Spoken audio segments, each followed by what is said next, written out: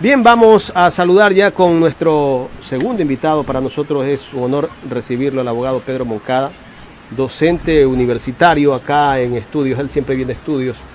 Vamos a hablar sobre el tema de la consulta popular. ¿Cómo está, abogado? Gracias por acompañarnos. Muy buenos días, Jaime. Usted sabe cuánto aprecio tengo para este medio de comunicación y para usted en particular, ya que hemos sido compañeros por muchos años en la misma fax. Bien, abogado, gracias. El tema consulta popular es un tema que nos ha puesto a debatir a todos. Todo el mundo habla de la consulta, aunque tal vez hay mucha gente que no le interesa y que creen que los debates solamente debe de quedar para un grupo de personas. Pero nosotros no podemos dejar de tratar todos los días estos temas. Hemos tratado este tema de la consulta desde el día lunes, que el presidente de la República presentó sus preguntas haciendo un evento tipo show, llevando a ecuatorianos de distintas partes y haciendo exponer los problemas que tienen, y que la consulta popular podría ser la panacea para resolver los problemas. Bueno, tenemos que dejar a un lado la parafernalia, que se llama el show, como usted dice, y tenemos que ir a lo que significa la consulta popular en la línea política del Ecuador como Estado, que se llama Constitución de la República. En ese sentido, es un derecho de nosotros los ecuatorianos, de acuerdo con el artículo 61 de la Constitución, numeral 4, un derecho de ser consultados. Es decir, si alguien en el Estado nos quiere consultar, nosotros debemos ejercer ese derecho a ser consultados. Cómo contestemos las supuestas preguntas o las que sean aprobadas, eso ya es otra discusión, es decir, sería una segunda parte. Pero en primer lugar, el hecho de que el presidente de la República proponga unas preguntas para que el Consejo Nacional Electoral nos convoque a esa consulta popular es un hecho constitucional. Es estar dentro de la ley. Que la Corte las califique es otra cosa, ¿no? Bueno, ese ya es un requisito, es un filtro. En estos momentos esa pretensión del presidente de la República está en la Corte. Y yo no puedo adelantar qué va a decir la Corte. Vamos a suponer de buena fe de que va a calificar esas preguntas como procedentes o no. No que las aprueba, sino que son o no procedentes desde el punto de vista constitucional. Ese es un segundo paso. Y un tercer paso está determinado en que el pueblo tendrá que pronunciarse ante una eventual consulta con unas determinadas preguntas. Es necesario decir que de acuerdo con el 104 de la Constitución, el presidente tiene pleno derecho de consultar al pueblo. ¿Cómo se manifiesta el pueblo? Esa es otra cosa. Pero en cuanto que yo he escuchado que no a la consulta, no. La consulta es procedente en cuanto a convocarla. Por un lado, porque el pueblo debe ser consultado, es un derecho. Y por otro lado, porque es una potestad del Ejecutivo. Es una potestad también de las máximas autoridades de los gobiernos seccionales. Y es una potestad del pueblo que puede, mediante iniciativa ciudadana, cumplir unos requisitos y convocar también, hacer que se convoque una consulta. De tal manera que en ese plano yo diría que está correcto que se convoque, que se trate de convocar al pueblo. ¿El pueblo también puede convocar? También puede, mediante iniciativa ciudadana. Es decir, tiene que reunir los requisitos que se establecen en la ley, la revocatoria, en la misma Constitución. Bueno, la revocatoria fue tan mal planteada que lo que permitió fue que se soslaye esa posibilidad, ¿no verdad? Desgraciadamente es así. Las cosas hay que hacerlas bien y hay que hacerlas en unidad. No es un San Juan Bautista que clama en el desierto. No, hay que articular a los sectores populares para poder plantear algo contundente. Y como aquí se está discutiendo que las Fuerzas Armadas o la Policía Nacional nos quieren hacer creer que porque falta algo en la legislación, las Fuerzas Armadas no pueden intervenir. El artículo 159 de la Constitución establece claramente cuál es el rol que las dos instituciones que conforman parte de la fuerza pública tienen que cumplir. Las Fuerzas Armadas tienen que cuidar la soberanía y el territorio, y la Policía Nacional, ahí está el quid del asunto, La Policía Nacional tiene que encargarse de la seguridad interna, es decir, del orden. ¿Cuál es el problema? Vengo viendo noticieros, de esos que en la mañana son pura crónica roja, y vemos ciudadanos que van a los UPC y no hay nadie. Los UPC están abandonados.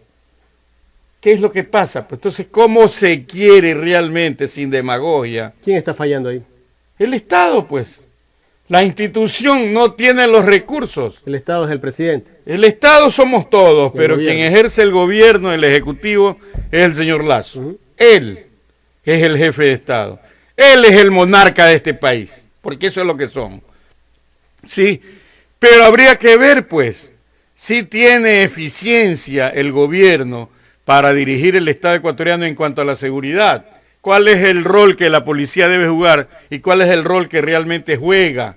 El problema de las cárceles también es un tema de la seguridad del Estado. Sin embargo, en las cárceles mandan las bandas delincuenciales a quienes los directores directamente, o el Estado les vendió los pabellones a las bandas. Entonces, ¿de qué estamos hablando? O sea, allí ¿Sí? no manda el Estado, no manda el director, no manda el SNAI, no manda el ministro del Interior. De nada de que ver, hasta la actualidad.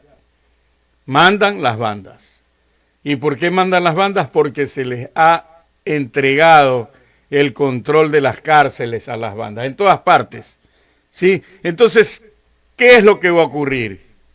Si el Estado, el gobierno, desmantela las instituciones o las elimina las instituciones que tienen que ver con la seguridad, o no le da los recursos, ya sea demagogia, que le va a entregar no sé cuántos miles de millones de dólares a la policía para que funcione, y no lo hace, o no se nombra lo que se tiene que nombrar. Es decir, la policía comunitaria tiene que estar presente en todos los barrios y los campos del país. ¿Y qué se necesita para ello? Personal y presupuesto. ¿Existe personal y presupuesto? No existe, pues no se otorga. Y el presupuesto que se otorga no se lo gestiona, se devuelve a fin de año. Solo se gestiona un 25-30%. Y eso prácticamente en todo el sector público. ¿Por qué? ¿Ah? Por ineficiencia. Eso, por ineficiencia en el rol, Pero que también en la gestión. Abogado, ahora, también el Estado entrega, o el Ministerio de Finanzas entrega tarde los recursos, se los está entregando en agosto. Por eso, ¿Ah? esa es la ineficiencia. Si en el mismo Ministerio de Finanzas no se desarrolla el uso del presupuesto del mismo Ministerio de Finanzas.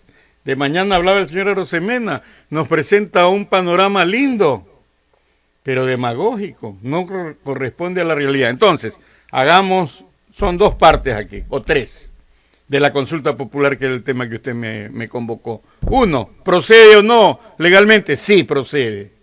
Consultar al pueblo, es un derecho y es una potestad, en este caso el presidente de la República.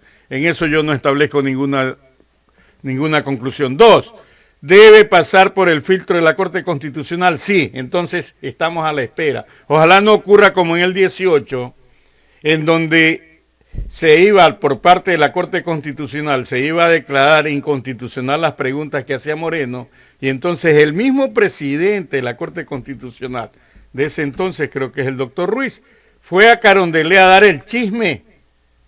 Pero qué barbaridad, ¿no, verdad? Qué barbaridad que el presidente de la Corte Constitucional vaya a decirle a Moreno, oiga, van a votar en contra. Y la independencia del poder. Y por eso, qué barbaridad. Y entonces, ¿qué hizo Moreno? Dio un golpe de mano en el Consejo Nacional Electoral e hizo convocar sin la respuesta de la Corte Constitucional. ¿Lo mismo quieren hacer ahora? No sé, no puedo adelantar criterios, sería prevaricar intelectualmente. Entonces, está en manos de la Corte Constitucional, segundo. Y tercero, ahí ya hemos revisado, lógicamente, pero ya la gente está en el tercer punto. Estamos en el segundo recién, por favor. Hagamos política en este país de manera coherente, racional. ¿A qué nos tienen acostumbrados en estos últimos años especialmente? A hacer una política de odio irracional, de oponerse a todo, etcétera. No, tiene que haber una actitud racional por parte del pueblo. Entonces, después vamos a revisar, ya hemos revisado, pero después nos vamos a pronunciar ya sobre las preguntas en sí. Solamente hago ese adelanto.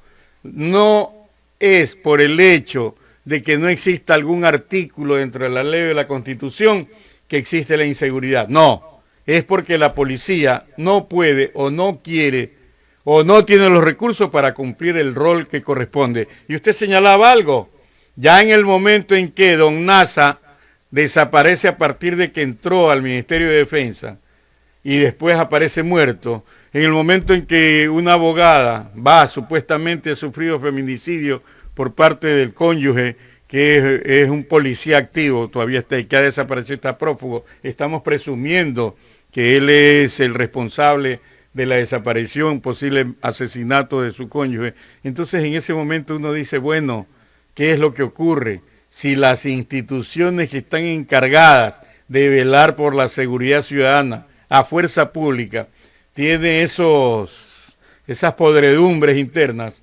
entonces lo que amerita es, acuérdense que los gringos, a quienes aquí los ven como que fueran los reyes del mundo, habló de los narcos generales.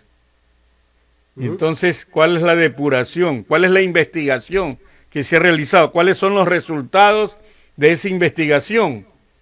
¿Ya? Cuando aquí ya ves que en Menestras del Negro, en el centro, entra una banda, baja la Lanford y resulta que entre los detenidos hay policías en servicio activo y uniformados, entonces uno dice, ¿qué es lo que ocurre pues en esta situación, no verdad? Estamos? Es decir, los que tienen que estar encargados, ¿ya?, tienen tiempo para transitar en el crimen organizado y el Estado, hecho de la vista gorda, quiere hacer demagogia acerca de que no cuida la seguridad de los ciudadanos que estamos inermes, porque ahora lo que está a la orden del día es la muerte, señor.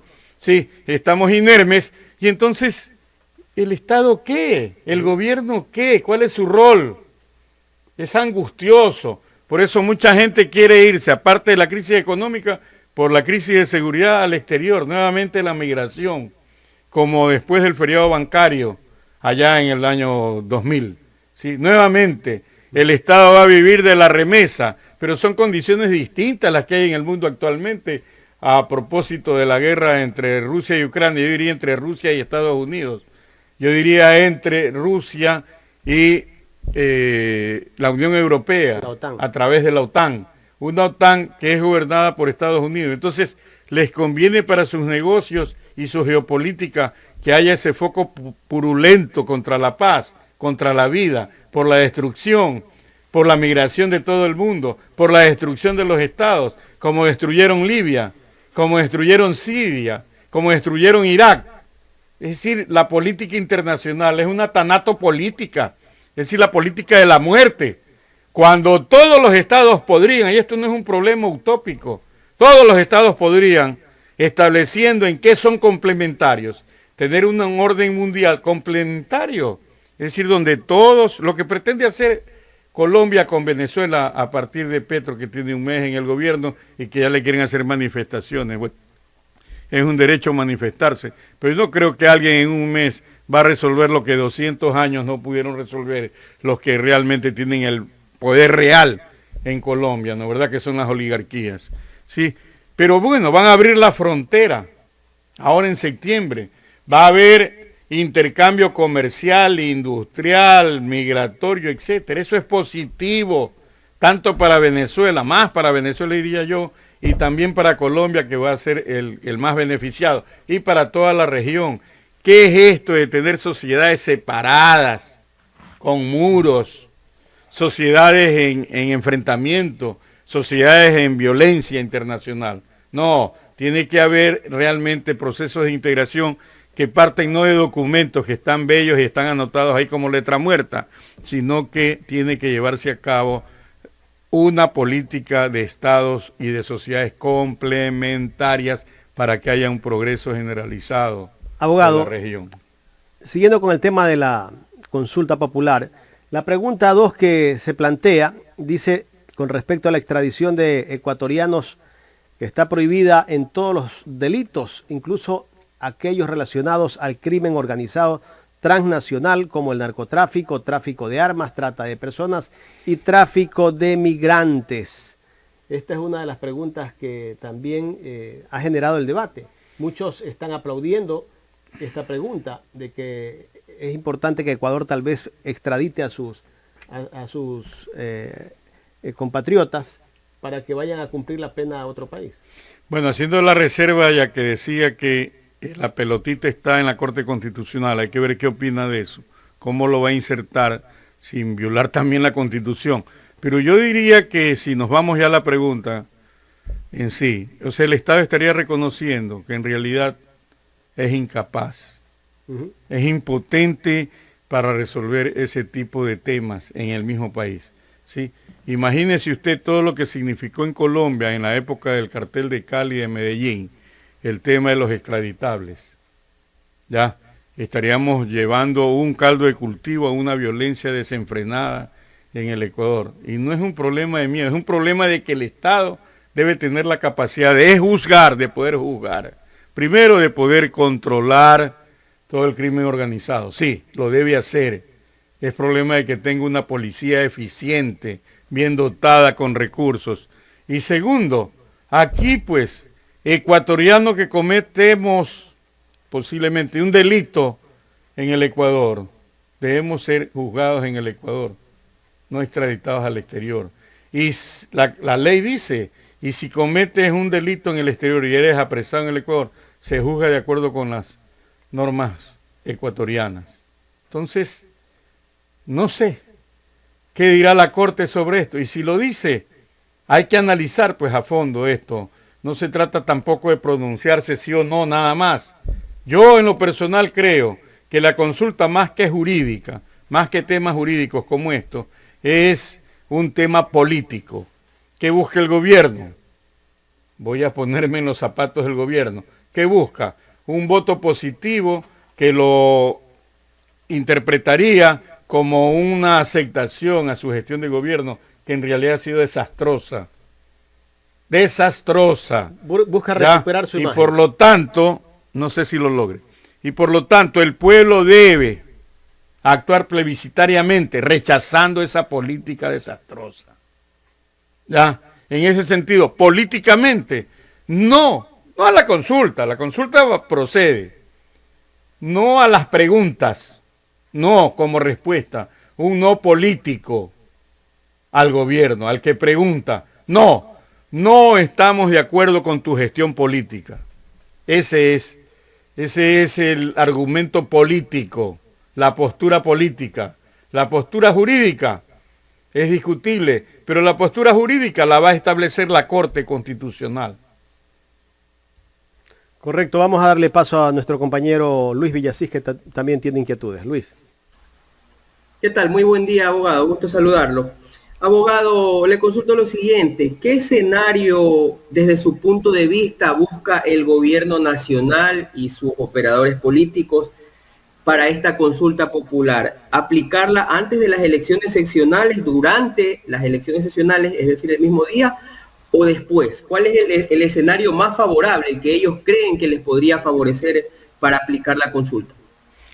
Bueno, cuando se convoca, lo decía el Consejo Nacional Electoral. Ellos tienen la potestad exclusiva para aquello, no el presidente de la República. ¿Cuándo? Dos, yo creo que las preguntas son demagógicas. Se pretende hacer creer a la gente, ¿ya?, que el tema de seguridad, de las masacres en las cárceles, de las matanzas todos los días en calles y plazas y casas en el Ecuador, estallidos de dinamita, etcétera, está determinado porque falta algún artículo de la ley. Eso es falso.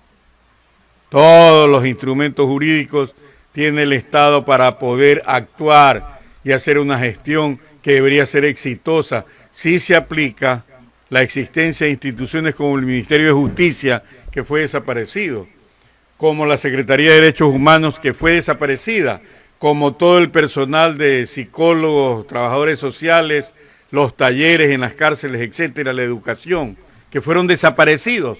Ya existe un control realmente de las cárceles, que fueron vendidas los pabellones. Entonces tiene que cambiar la gestión política del Estado, del gobierno, para que pueda haber soluciones reales o conducentes a que haya un proceso de soluciones reales a los problemas de la seguridad. Pero si el Estado abandona sus trabajos y sus deberes, entonces le va a echar la culpa a que falta algo en la ley para que las Fuerzas Armadas puedan complementar a la policía. Eso es falso, es demagogia. Abogado, ¿qué opinión le merece el tema de que hay el ministro de Gobierno y el ministro de Finanzas han manifestado que estas preguntas no estarían completas, sino que ellos están proponiendo, en el caso del ministro de Finanzas, una pregunta en el tema de la flexibilización laboral y en el caso del ministro de Gobierno, en el tema de la institucionalidad y de seguridad? ¿Están desorganizados? ¿Cómo es la óptica desde su punto de vista ahí? Porque son 8 preguntas aparentemente, pero se ve que ya quieren posicionar unas 10 por lo menos. Bueno, han presentado 8 preguntas, es un globo de ensayo, a ver cómo reacciona la opinión pública. Hay que ver qué dice la Corte Constitucional, como le decía. Opinar sobre preguntas que no se han redactado, que no las conocemos, me parece ocioso de mi parte, no lo voy a hacer. Es decir, esperemos que se produzcan. Cuando se hace la consulta depende del Consejo Nacional Electoral. ¿Sobre qué son esas preguntas?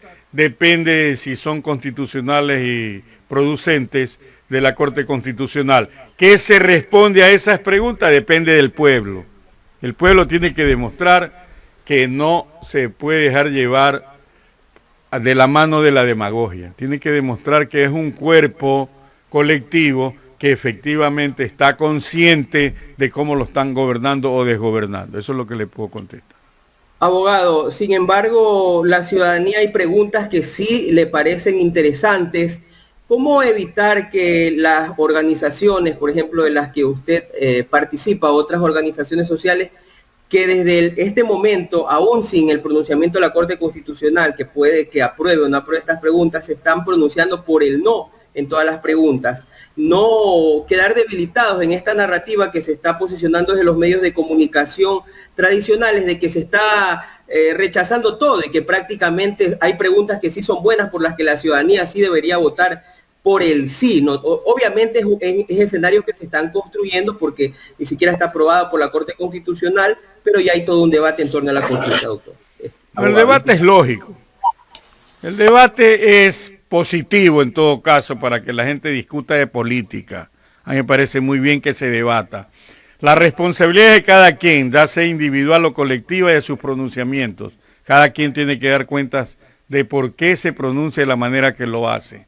La radicalidad en los pronunciamientos es problema de responsabilidad de cada quien. Yo sostengo que es el pueblo el que tiene que determinar si el tema fundamental es lo jurídico o es lo político.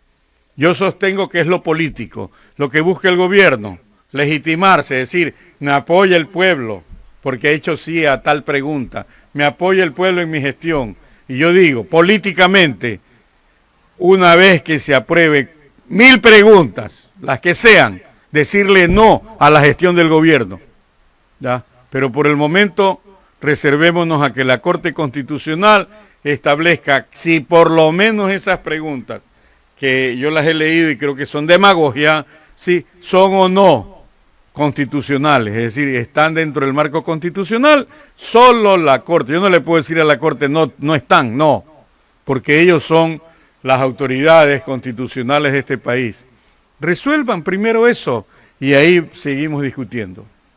Como abogado, como analista político y también como activista y líder de organizaciones sociales de gran trascendencia, ¿usted cree que algunas organizaciones de la sociedad civil, indígenas, etcétera, creen que podrían conformar asambleas populares ciudadanas donde hagan alcances a preguntas? Un tema simbólico, ¿no? Por ejemplo, proponer preguntas en cuanto a la permanencia del presidente en el poder, que sería un termómetro también para saber qué podría ocurrir en un escenario de consulta popular. ¿Cómo ve usted esa parte? El artículo 104 de la Constitución, que yo lo había nombrado, nos da a los ciudadanos la posibilidad de proponer preguntas para una consulta popular. Es cuestión de que nos articulemos y desarrollemos de manera consensuada qué tipo de preguntas hay que realizar. Estamos dialogando con el abogado Pedro Moncada, docente universitario, gracias a las personas que están conectadas y están activas. Wagner Mejía, saludos para Patricio Rivadeneira. Sandro Chamba, saludos desde Estocolmo, Suecia.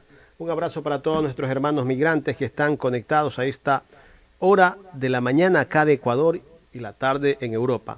Abogado, mucha gente dice que tal vez esta pregunta es una cuestión como para distraer a la gente de tantos problemas que tiene la sociedad y que el gobierno pone a debatir a todo el mundo con esta consulta. Y justamente el día que se presentó esta consulta, también salió una sentencia a favor de la devolución de los bienes de los hermanos Isaías, y como que esa presentación también distrae otros temas que también deben de entrar al debate. El caso de la devolución de los 2.000 millones de dólares que están también reclamando los hermanos Isaías, aparte de la devolución de los bienes, que ya hay 2 sentencias que tiene que devolverse esos bienes a los hermanos Isaías. Entra un debate el tema de la consulta, esto nos distrae de otros temas. Yo creo que en política nada es coincidencia. Todo es programado. Se nota claramente la mano de todo el Estado en manos de las oligarquías ecuatorianas, banqueros, etcétera, a los cuales se pertenecen estos 2 señores que están en Miami y que ganaron más plata que en el feriado bancario.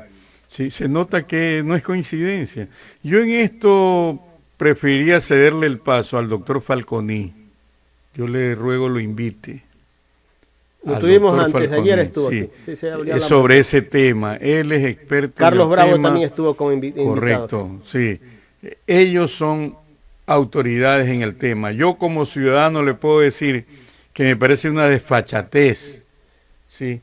Un acto de corrupción infinita lo que han resuelto a nivel de las Cortes.